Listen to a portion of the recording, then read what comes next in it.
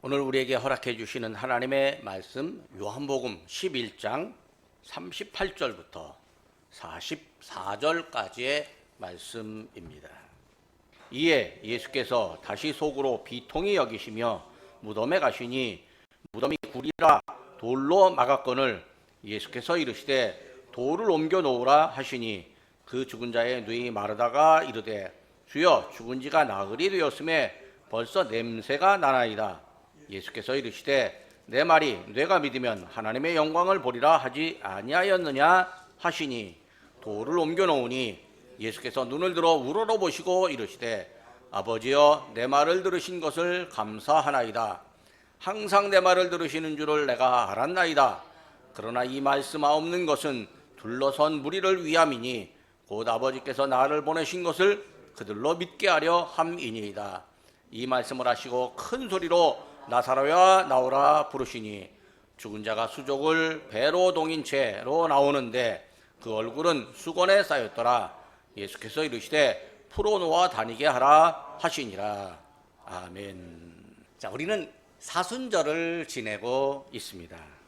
사순절은 예수님의 고난과 부활을 앞둔 기간이고 또 예수님의 고난을 중점적으로 묵상하는 기간입니다. 오늘 말씀은 이제 사순절에 예수님께서 우리에게 하신 일을 기억하는 그 시리즈 설교 중에서 네 번째입니다. 즉 우리는 죽음을 다스리는 권세를, 죽음을 다스리시는 권위를 가지신 예수님을 만나보려고 합니다.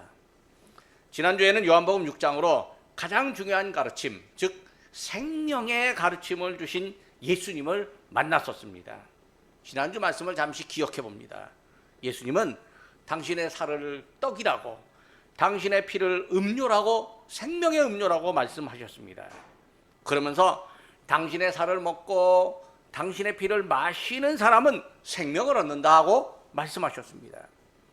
살을 먹고 피를 마신다라고 하는 의미가 뭘까요?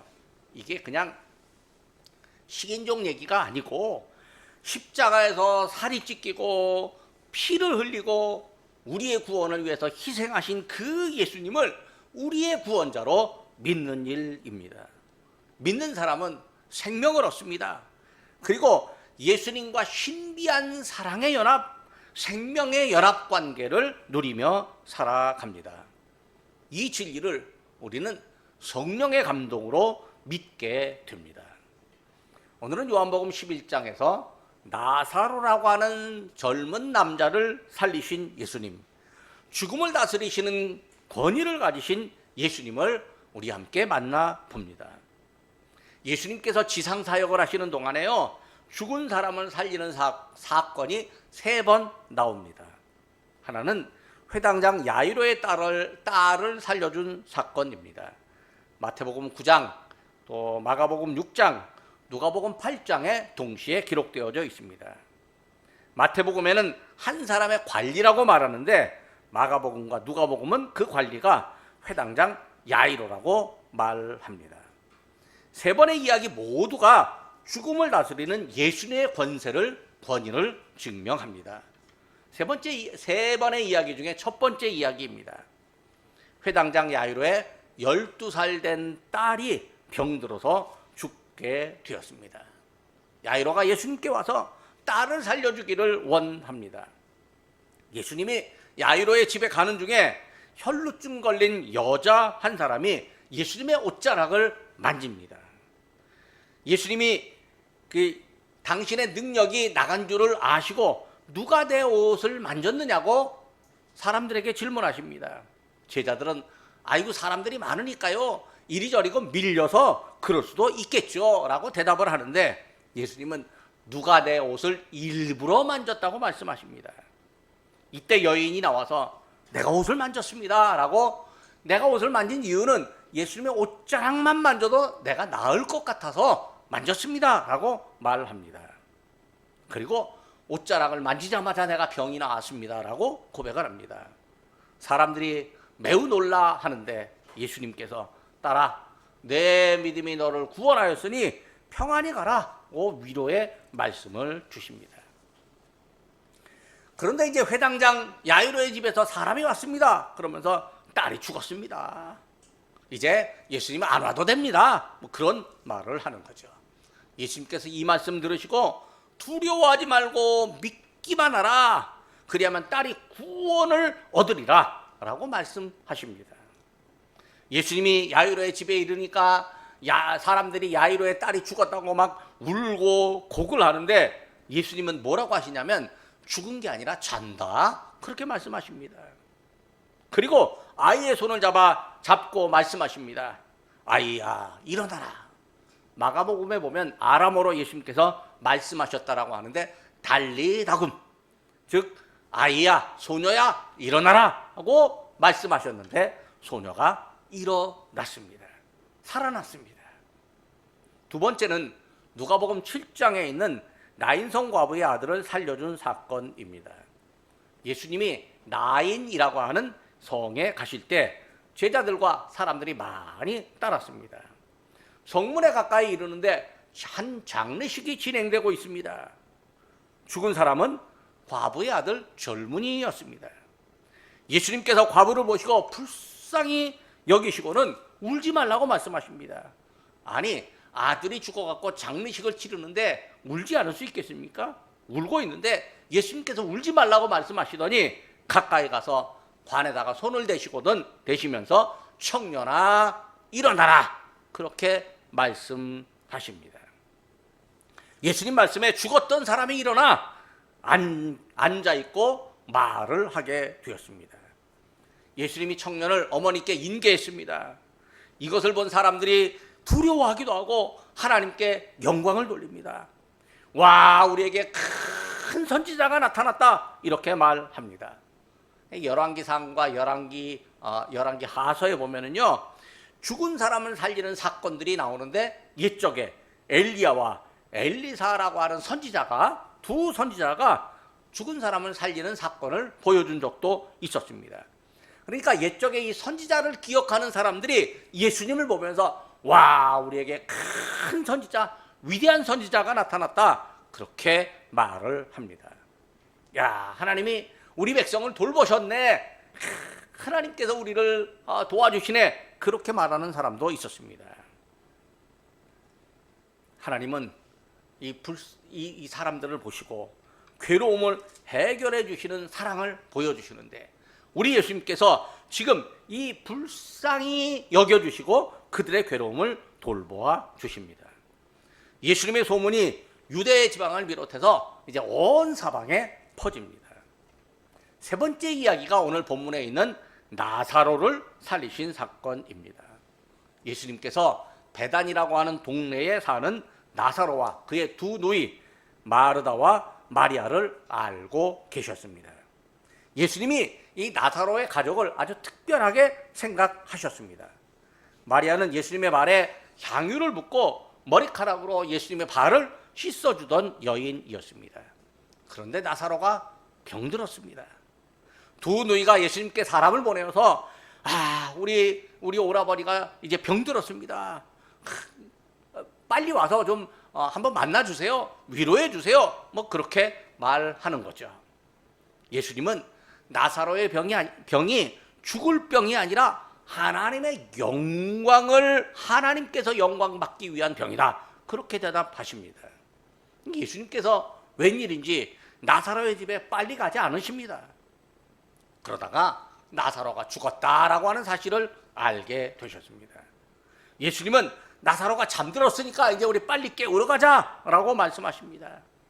베단이 나사로의 집에 이르렀을 때 나사로가 죽은 지 나흘이나 되었습니다. 나사로의 누이 마르다가 예수님을 보고 빨리 나와서 예수님을 맞으면서 말합니다. 아유, 주께서 여기 계셨더라면 내 오라버니가 죽지 않았을 텐데요.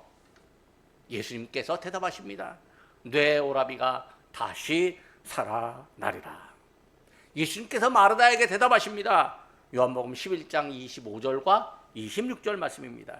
나는 부활이요 생명이니 나를 믿는 자는 죽어도 살겠고 무릇 살아서 나를 믿는 자는 영원히 죽지 아니하리니 이것을 내가 믿느냐? 마리다는 믿는다고 대답합니다. 주는 그리스도시요 세상에 오시는 하나님의 아들이신 줄 내가 믿나이다. 그리고 예수님께서 마리아를 부르십니다. 이제 마르다와 대화하신 다음에 마리아를 부르십니다. 예수님이 마르다 마리아 두 자매와 함께 나사로의 무덤으로 갑니다. 마리아 역시 아이고 주께서 여기 계셨더라면 우리의 오라버니가 죽지 않았을 거라고 말합니다. 예수님은 두 자녀와 유대인이 나사로를 기억하면서 막 울고 있는데 예수님은 마음의 아픔을 갖고 있습니다. 애통하는 마음을 갖고 계십니다. 그리고 사람들을 불쌍히 여기십니다. 예수님께서 나사로를 어디 두었느냐라고 물으십니다. 사람들은 예수님이 이 눈먼 사람 맹인의 눈을 뜨게 했는데 이 빨리 왔으면 나사로가 죽지 않을 수도 있었는데 왜 죽도록 내버려 뒀느냐라고 예수님이 좀 매정하다고 비아냥대기도 합니다. 근데 예수님은 사람들이 이 예수님을 향하여서 살짝 비난하는 말을 듣고 괴로운 마음을 가지십니다. 왜냐하면 사람들이 예수님을 믿지 못하는 것 때문에 괴로움을 가지십니다. 우리가 예수님을 안 믿잖아요. 못 믿잖아요. 그러면 예수님께서 괴로움을 갖고 계십니다. 예수님께서 나사로의 무덤으로 가십니다. 무덤은 굴을 파가지고 입구를 돌로 막아놓은 형태입니다. 예수님께서 무덤 입구를 막은 돌을 옮겨 놓아라 그렇게 말씀하십니다. 누이 마르다가 아이고 우리 오라버니가 죽은 지가 나흘입니다.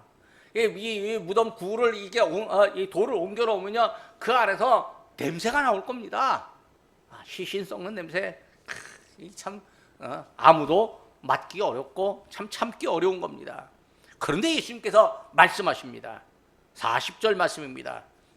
내 말이 내가 믿으면 하나님의 영광을 볼 것이라 하지 않았느냐. 그러니까 내가 말하지 않았느냐. 믿어라. 믿으면 하나님의 영광을 볼 거다.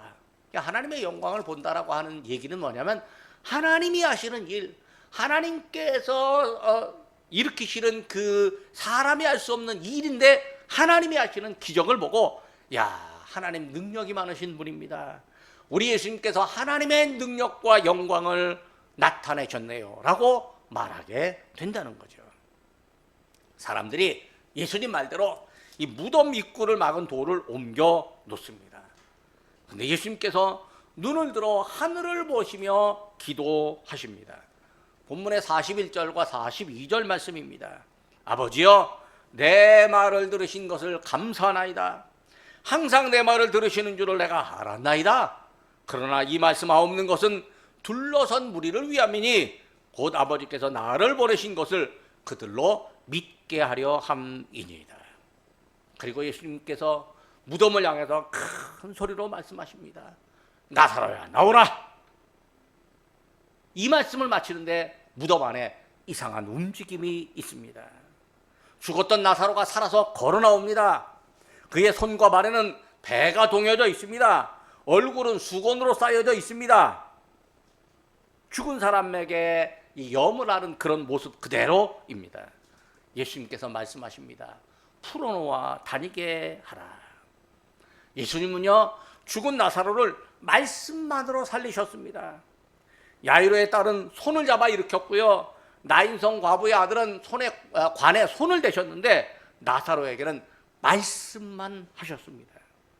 이 사건을 본 수많은 유대인들이 예수님을 믿습니다. 예수님이 죽은 자를 살리시고 나사로를 살리신 사건이 우리에게 어떤 믿음을 주겠습니까? 예수님이 나사로를 살리신 사건은요 그냥 과거에 있었던 사건, 신비한 이야기, 사람들이 능력을 경험했던 하나님의 영광을 돌렸던 그 과거의 사건, 그걸로만 남는다면 우리와는 관련이 없습니다. 오늘 그 사건이 오늘 우리에게 믿음이 되어야 하는 거죠. 믿음을 주어야 하는 거죠. 예수님께서 우리에게 믿음이 더 확실하고 더 강해지기를 원하십니다. 우리 예수님이 우리에게 어떤 믿음을 원하실까요? 첫 번째로 예수님은 당신께서 생명의 근원, 생명이라는 사실을 증명하셨습니다. 예수님께서 마르다에게 말씀하셨습니다. 나는 부활이요 생명이니. 지난주 우리는 예수님이 생명의 떡이요 생명의 음료라고 하는 사실을 알았습니다. 예수님은 생명이시고 생명을 다스리는 분입니다. 생명은 이 죽음과 반대되는 말이기도 합니다. 예수님이 생명을 다스리신다면 죽음에는 어떻게 대처하시겠습니까? 우리가 알다시피 예수님은 부활하심으로 죽음을 이기셨습니다. 예수님은 나사로를 살리심으로 죽음을 다스렸습니다. 예수님이 무덤에 있는 나사로를 향해서 나오라고 명령하셨습니다. 예수님이 죽음을 다스리는 권위를 사람들에게 보이셨고 나사로에게 행사하셨습니다. 나사로가 살아서 걸어 나오는 것은요, 수많은 사람이 보았습니다. 사람들은 예수님께서 죽음을 다스리시는 권세가 있다는 사실을 믿게 되었습니다. 우리 역시 예수님께서 죽음을 다스리는 권위를 가지셨음을 믿습니다. 나사로가 살아났다. 이것은 예수님의 능력과 권위를 증명합니다. 나사로가 다시 살았다고 해도요, 예수님의 부활과는 비교할 수 없습니다. 나사로는 예수님의 명령과 능력에 의해서 살아났지만 예수님은 하나님의 예비하심에 의해서 살아났고 또 다른 사람을 살리는 능력을 보이셨습니다. 예수님은 당신이 십자가에서 죽으셨어도 3일 만에 다시 살아날 거다 말씀하셨습니다.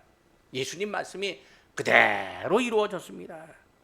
말씀을 그대로 이루시는 예수님이니까 나사로를 다시 살리시고 죽음을 다스리는 권세를 증명하셨습니다. 그 권세는 우리들에게도 적용됩니다.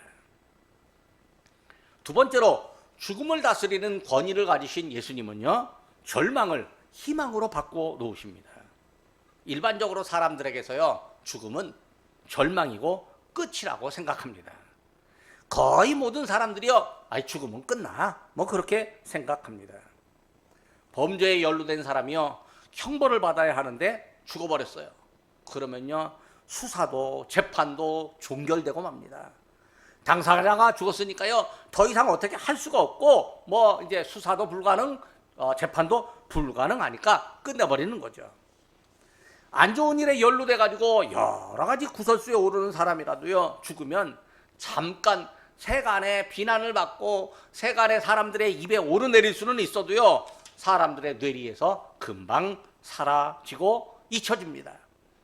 지금이야 인터넷이 발달하고 그래서 떠도는 풍문이라도요, 인터넷에 다 기록되어 있으므로 영원히 잊혀지지 않지만 그래도 사람들의 기억에서는요, 사라지고 일부러 찾아보려고 해야 찾아볼 수 있을 정도입니다. 죽음은 끝이고 다시 시작할 수 없습니다. 인도 사람들은요, 죽은 사람이 다시 환생한다, 윤회한다 그렇게 말하지만 우리 기독교인들은 죽은 사람 다시 태어난다 그런 거 없습니다. 그냥 우리 예수님께서 부활시키신다, 우리 예수님이 다시 오실 때 이 죽은 사람을 다시 살리신다라고 하는 사실을 우리는 믿습니다. 어떤 사람은 너무 힘들면요, 견디다 못해서 죽음으로 결말을 맺는 경우도 있습니다.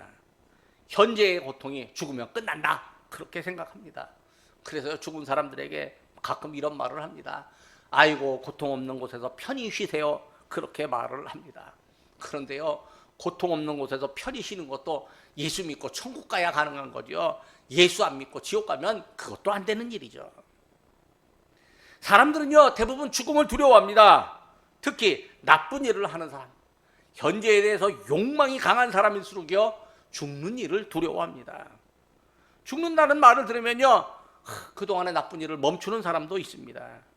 혹시 죽음 후에 영원한 고통과 형벌을 받을 것이라고 두려움에 사로잡혀 있을지도 모릅니다. 어떤 사람은 죽은 사람 곁에 있는 것도 두려워합니다. 현실에서 아무리 많이 갖고 누리지만 죽으면 끝입니다. 현실에서 사랑하는 가족과 이웃도요, 죽으면 이별입니다. 그래서 어떻게든지 살아보려고 합니다. 누가 말해요, 빌어먹어도 인생이 좋다고 그렇게 말합니다. 하지만 죽음을 두려워하지 않는 사람도 있습니다. 살면서 무엇인가 원하는 일을 이루고 죽는다면요, 죽음에 대해서 그다지 아쉬워하지 않고 두려워하지도 않습니다. 다른 사람들에게 내 죽음에 대해서 슬퍼하지도 말라 그렇게 말씀합니다. 우리 예수님께서요 살면서 비록 짧은 생애를 사셨지만 우리 예수님 사람들의 구원을 위해서 하나님의 말씀을 다 전하셨습니다. 십자가의 고통을 당하지만 그것이 아버지의 뜻인 줄 알고 아버지의 뜻을 이루는 줄로 알았습니다. 그래서 요한복음 19장 30절에 보면 우리 예수님께서 십자가 위에서 다 이루었다 이렇게 말씀하십니다. 예수님은 우리의 죄를 용서하시고 우리를 구원하시며 하나님의 뜻을 이루어 주시는 십자가 위에서 희생을 하셨습니다. 우리는 예수님을 믿음으로 생명을 얻었습니다. 그러므로 우리는 죽음이 두렵지 않습니다. 죽음을 다스리시는 예수님께서 우리를 다시 살리신다는 생명의 소망을 우리가 갖기 때문입니다. 믿음의 사람들에게서 죽음은 새로운 삶이고 소망입니다. 육신은 죽어도요 영혼은 영원한 하나님 나라에서 산다는 소망을 갖습니다. 그래서 믿음을 가진 사람을 향해서 바울은 그리스도 안에서 새로운 피조물이다 이렇게 말합니다. 세 번째로 죽음을 다스리시는 권위를 가지신 예수님은요 하나님의 뜻을 따라 행하십니다. 사람들은 나사로가 있을 때 살아있을 때 예수님께서 베다니에 빨리 왔으면 좋겠다고 생각했습니다. 그러나 예수님은 웬일인지 시간을 지체하셨습니다. 예수님은 사람의 바람대로만 행하지 않으십니다. 예수님은 하나님의 영광을 위해서 행하십니다. 그래서 나사로의 질병도 하나님의 영광을 위한 병이다 그렇게 말씀하십니다. 사람이 자기의 뜻대로 되기를 원하는 경우가 많습니다. 근데 내가 내 뜻대로 되기를 원한다 그래서 다 되면 얼마나 좋겠습니까? 근데 안 되는 경우도 많죠. 근데 내 뜻대로 안 된다고 해서 막 속상하고 괴로워하고 막 한숨 쉬고 그렇게 하잖아요. 그 심리학자들 중에서는 이런 사람을 건강하지 못한 사람이다 그렇게 말을 합니다. 세상에서는요 내 뜻대로 안 되는 게 참 많이 있습니다. 비록 내 뜻대로 안 되는 일이 있다 할지라도 내가 어떻게 할 수 없는 일이라면 받아들여야 합니다. 라이놀드 니버라고 하는 기독교 윤리학자가 기도할 때 그렇게 기도를 했습니다. 하나님, 세상의 일에서 내가 바꿀 수 있는 일이라면 내가 바꿀 수 있도록 나서는 용기를 주시고 내가 바꿀 수 없는 일이라면 그것을 받아들일 수 있는 마음을 주시옵소서 그렇게 기도한 적이 있습니다. 죽음도 마찬가지입니다. 우리가 죽음이라고 하는 건 언젠가 받아들일 수밖에 없는 현실입니다. 그래서 우리 힘으로 사는 것이 포기되어야 하는 거죠. 예수님도요 스스로 목숨을 버리는 일로 나가셨습니다. 요한복음 10장 17절입니다. 내가 내 목숨을 버리는 것은 그것을 내가 다시 얻기 위함이니 이로 말미암아 아버지께서 나를 사랑하시느니라. 죽음이 있다는 사실을 알고 그냥 내 힘으로 사는 것을 포기하고 하나님 힘으로 산다. 예수님 주시는 은혜로 산다. 그렇게 우리가 고백해야 하는 거죠. 생명이신 예수님을 모시면 이런 고백이 나옵니다. 내 힘으로 살지 않고 예수님이 주시는 은혜로 살아가고 있다라고 믿게 됩니다. 우리 예수님이 세상에서 당신의 뜻대로 행하셨던 것 같지만 사실은 아버지 하나님의 뜻에 의해서 행하셨습니다. 요한복음 14장 31절을 보면 예수님께서는 아버지의 명하신 대로 다 행한다고 말씀하십니다. 우리 목숨을요 우리가 어쩌지 못합니다. 우리가 살아있는 동안은 열심히 살고 건강하게 살기 위해서 노력을 합니다.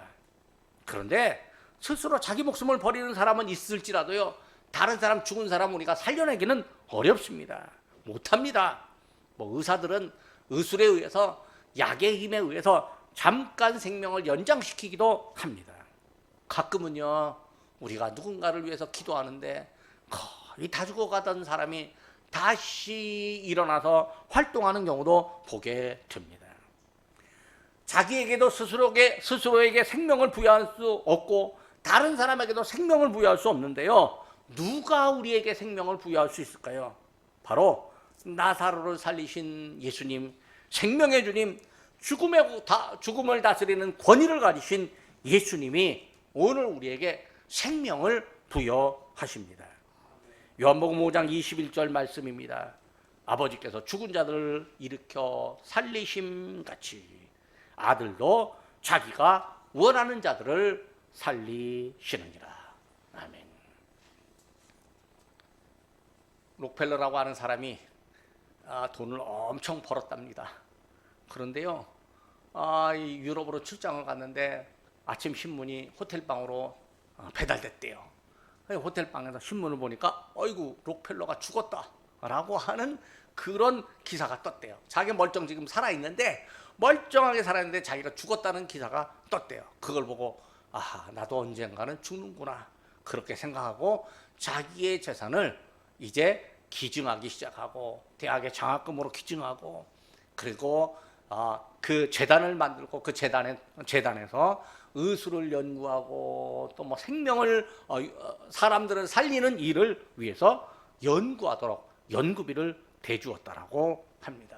그러니까 우리가 이 나의 생명이 내 것이 아니라 주님께 붙들려 있다라고 하는 사실을 안다면요, 우리가 두려워하지 않게 됩니다. 그리고 주님께서 우리를 붙들어 주시니 우리 주의 은혜로 주의 뜻대로 살 수 있습니다 라고 고백을 하게 됩니다. 말씀을 맺으려고 합니다.